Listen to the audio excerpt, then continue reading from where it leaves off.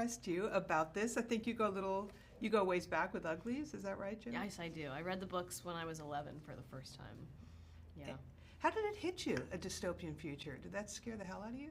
It's funny, like, yes, but also I didn't really think about it like that. Like, when I was 11, I was just, like, so connected to, like, Tally's journey and, like, how, you know, she wasn't necessarily the perfect hero when we meet her. She's very much, like, go with the flow of, like, the world that's presented to her, and then she has so much growth and, like, really, like, finds herself and, like, finds self-acceptance throughout the story, and I just found that to be, like, so hard-hitting as a kid.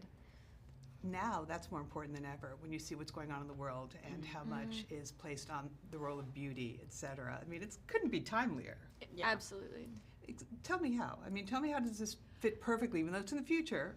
I mean, it's crazy because Scott Westerfeld wrote this story over 15 years ago, or at least the book was released over 15 years ago, and I mean, beauty standards and ideals, especially pushed on women, have existed for forever, and it's constantly changing, and it's hard to keep up with trends. But now we have social media on top of it, and we all have access to filters and Facetune, and nothing wrong with that, but sometimes it feels like you're obligated to look a certain way or to use these filters when it really should just be a choice, and it should be, how does it make you feel? And sometimes I don't think we question that enough. Instead, we go along with what everyone else is doing, and we don't actually ask, how does this make us feel? Yeah. I loved when you were getting scanned. Every woman who stood in front of a mirror and told herself, this is asymmetrical, this isn't quite right, and here's this voice telling you this. Yeah. It's very, I mean, that's really deep. It's also, like, funny because, like, just because we're making a movie about this doesn't mean, like, we don't still do that ourselves. Yeah. I mean, we still struggle, too. We're only human. For sure. I'm, like, in the mirror after I get my hair and makeup done. I'm like, God, do I look okay? I don't know. Like, it's just, you know, it's just kind of, again, like you said, it's timelier than ever, really. I love the girl bonding, the dynamic here. Tell me how important that was, and if you guys really did have a bond like that. Can you imagine if we're just like, we didn't get along? We don't really like each other.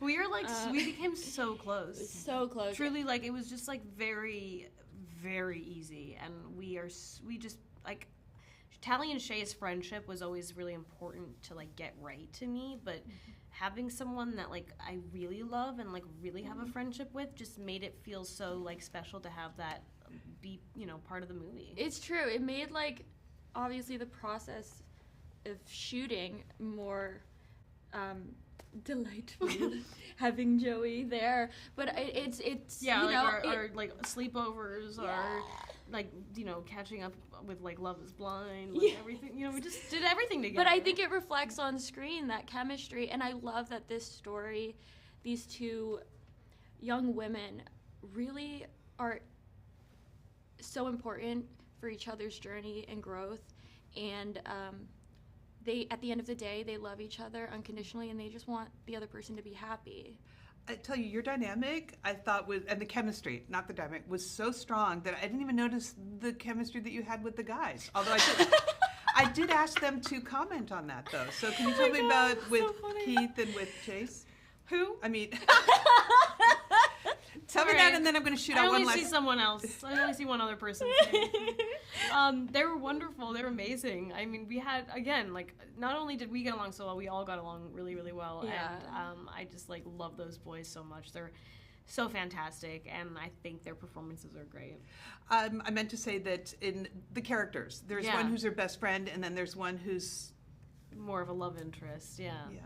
Yeah, and I think it's interesting for Tally, too, because her best friend also, she's, like, obviously kind of in love with him, too. And so it's a little bit bizarre when she meets David because she wasn't expecting to feel that way about someone else. And at the end of the day, yes, this is, like, a YA dystopian world, but it's also, like, a very universal coming-of-age story. Yeah. And Tally's a teenager.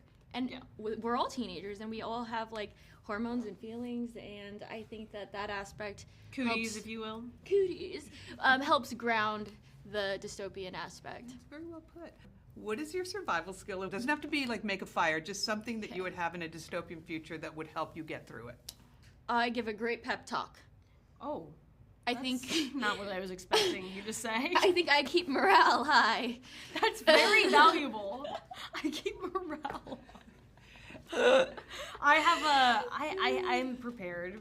I have an earthquake kit at home, so like I have like supplies, I guess. Like, oh, that's a really good answer. Like I genuinely have. I just updated my earthquake kit like 2 weeks good. ago.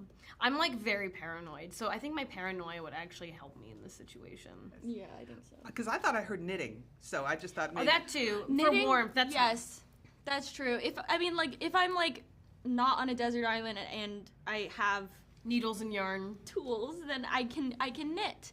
But in other Although scenarios, you could really knit anything, I think. I guess so. You're so good at knitting. Oh, thank you. So you'd be making the clothes. You have an earthquake kit, Yeah. and then the guy said that one can read a map and the other one can start a fire. Which one can read a map? the lack of confidence in you're like, yeah, right. Which one? Chase. I Okay. can also read a map, but not well. Okay. I'm so directionally challenged.